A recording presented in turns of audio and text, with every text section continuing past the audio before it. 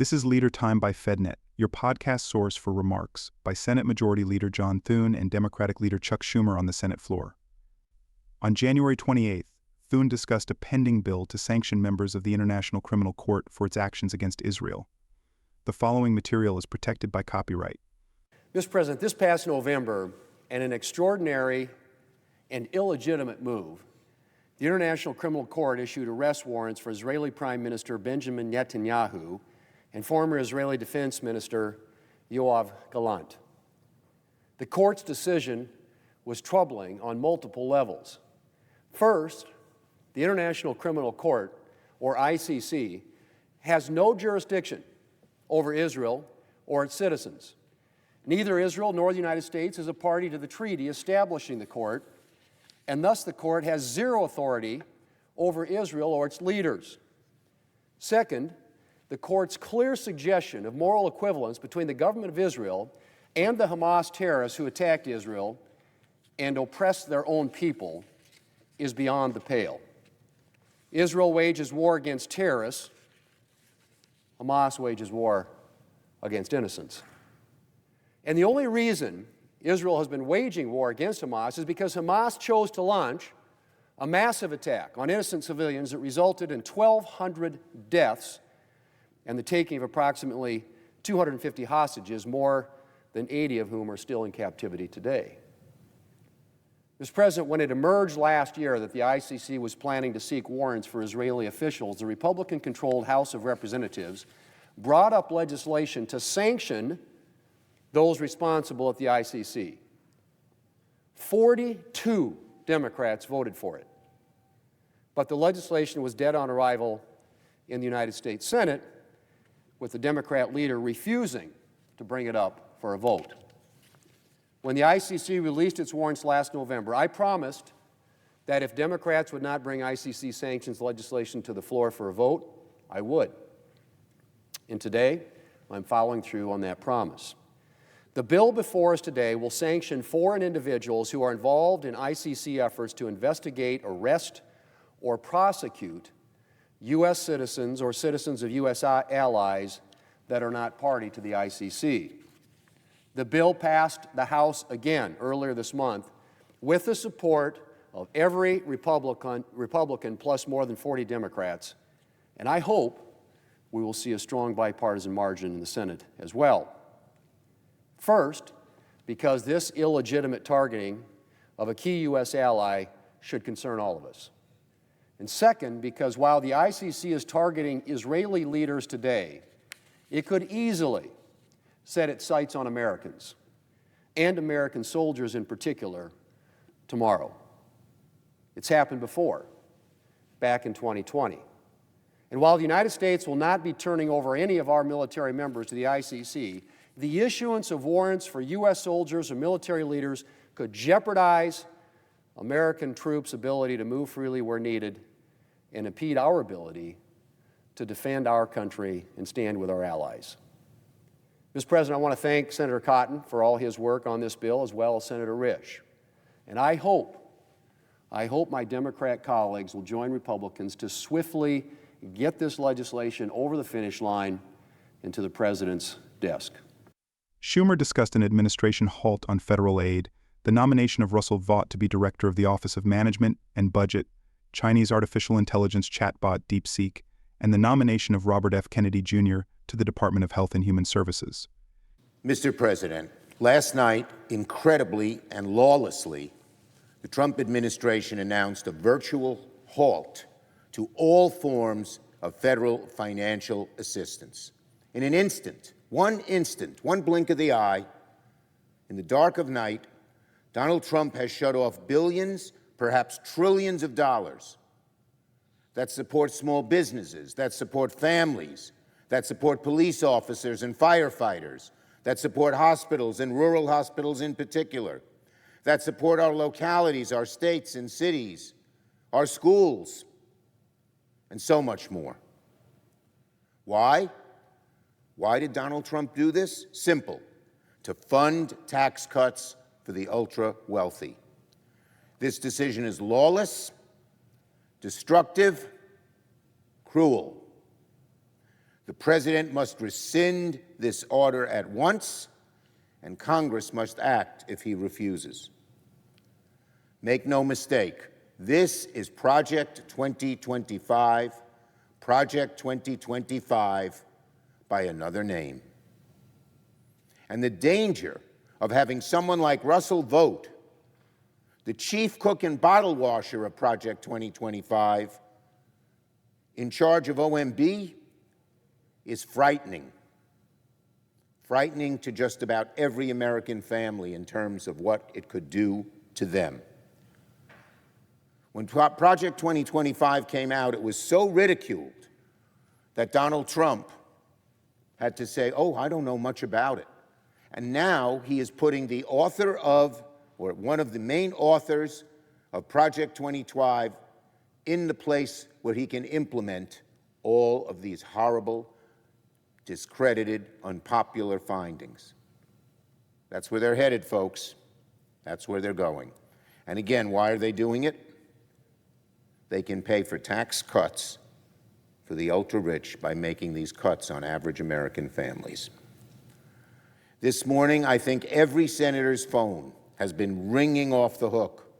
Certainly mine has, with nonstop calls from hospitals and police departments, volunteer firefighters, food pantries, drug treatment centers, on and on and on. And if someone is going to say they're getting no calls, then they're just out of touch, because it affects almost everything. People are worried. People are scrambling. People are in panic mode, trying to figure out how this order is going to affect them. Hospitals with people on life support, food pantries that feed the hungry, police departments that patrol our streets, every one of them is worried because so many of them get federal aid. If federal funding is shut off, so many groups, institutions are worried, can they pay the rent? Can they pay their staffs? Can they keep their operations running? Virtually any organization, and there are millions, that depend on federal grant money to run its day-to-day operations is now in danger. Nonprofits that help disabled veterans are now in danger, thanks to Donald Trump. Funding that supports our nation's mass transit from one end of the country to the other is now in danger, thanks to Donald Trump. Hospitals, particularly rural hospitals, and community health centers are now in danger, thanks to Donald Trump. Meals on Wheels in danger to Donald Trump. Even smaller programs. I'm very proud of something I passed called the Nonprofit Security Grant Program, which protects synagogues and religious institutions from anti-Semitic attacks. We just had one in our neighborhood on Sunday. Are now in danger, thanks to Donald Trump. Senior centers, law enforcement, firefighters, water districts, food pantries, all in danger because of Donald Trump. Again, their master plan to hurt average folks from one end of the country to the other, in red states, in blue states, in suburbs, in cities, in rural areas, to take money out of their hides, all to pay for tax cuts for the ultra-wealthy, is now becoming clear. Now becoming clear. The blast radius of this terrible decision is virtually limitless. It's American families who are going to suffer most. American families should make no mistake. The money being stolen from them will be spent, just not on them. It's going to be spent on tax cuts for the ultra-wealthy and the biggest corporations. President Trump must reverse this course immediately. The Budget Committee should slow down its hearings with Mr. Vought, till it fully comes out what they all intend to do. The funding President Trump is halting is not optional. Congress has approved these funds and they are law. The President does not, no matter what he thinks, have the authority to ignore the law and ignore Congress. And let me be clear, this is not an isolated act, unfortunately. It comes a week after Trump pardoned violent criminals who sought to overturn our election. Days after Trump fired independent watchdogs across the government in a naked attempt to shroud his actions from the American people. I can assure every American that Democrats will pursue all available options, legal and otherwise, to halt this assault. I've talked to the Attorney General of New York State, Tish James, and she and her association, I believe she's the head of the State Attorneys General Association, are going to use all their legal power to stop this illegal act. I implore my Republican colleagues, who know in their hearts and their minds that this is a reckless and unconstitutional action, to speak up, to join us as Americans in defense of the law, but most of all, to protect our communities and to protect the American people from this awful announcement. DeepSeek. When the Soviet Union launched Sputnik 1 into orbit in 1957, it ignited a space race between the two world's greatest powers, and America won. Yesterday, we faced a similar inflection point between China and the United States. This time, the project is not like Sputnik, landing on the moon. The prize is something so important: artificial intelligence. The recent news from DeepSeek is being called AI's Sputnik moment for America. DeepSeek unleashed something few could have imagined, an AI chat box that runs more efficiently and was developed at much lower cost than U.S. AI chatbots. Within hours of DeepSeek's announcement, their AI chatbot was the #1 downloaded free app on Apple's App Store. And DeepSeek's announcement makes it all but official. China is catching up with the U.S. on AI. It's a wake-up call that Congress desperately needs.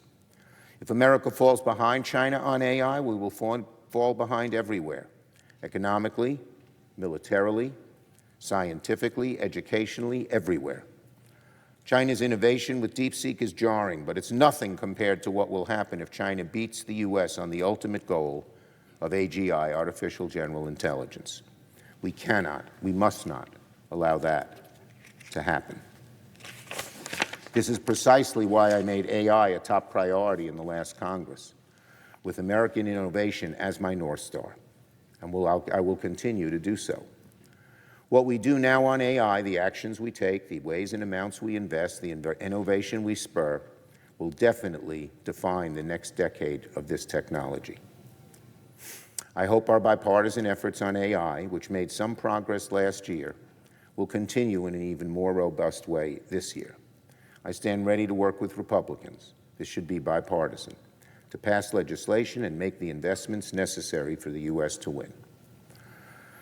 On RFK Jr., tomorrow Robert F. Kennedy will testify before the Senate Finance Committee on his nomination to become the next Secretary of Health and Human Services.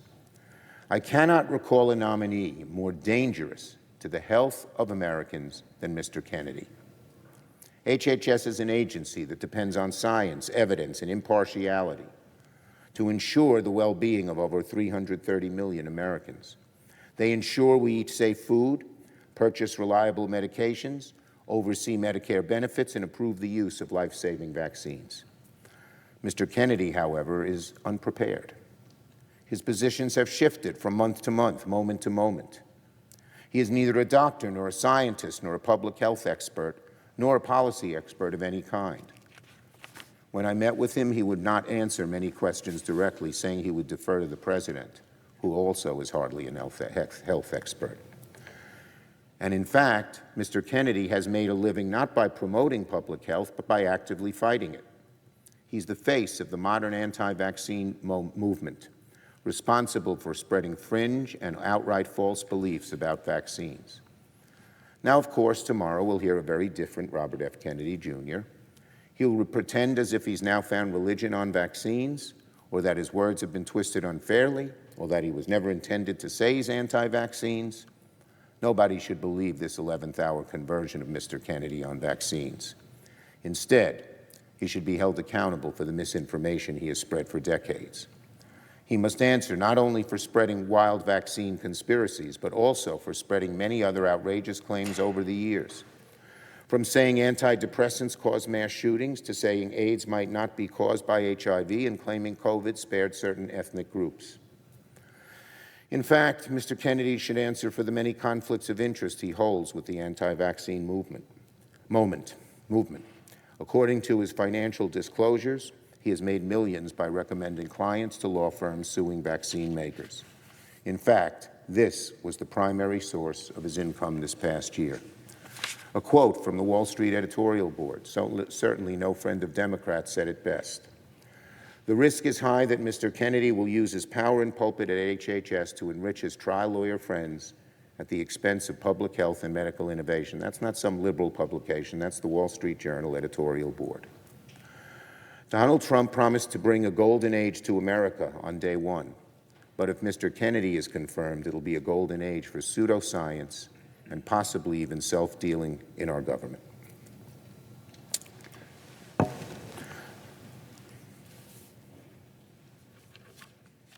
Finally, on January 6th,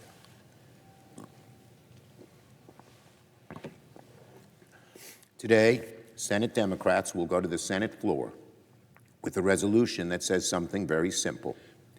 We condemn pardoning individuals guilty of assaulting Capitol Police. I thank my good friend Patty Murray for leading this important resolution. No Republican should block it. It should be a no-brainer to say people who attack police don't deserve pardons. By handing out these pardons to convicted criminals, President Trump is effectively saying, you want to attack our brave police officers? That's okay. How are these pardons supposed to make Americans better off?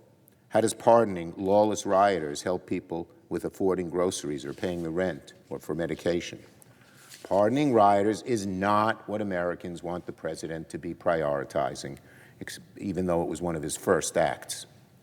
They want to see answers to the problems that impact them: inflation, good-paying jobs, a better future. Our Capitol Police, meanwhile, deserve nothing less than our full and steadfast support for everything they do to keep us safe every single day.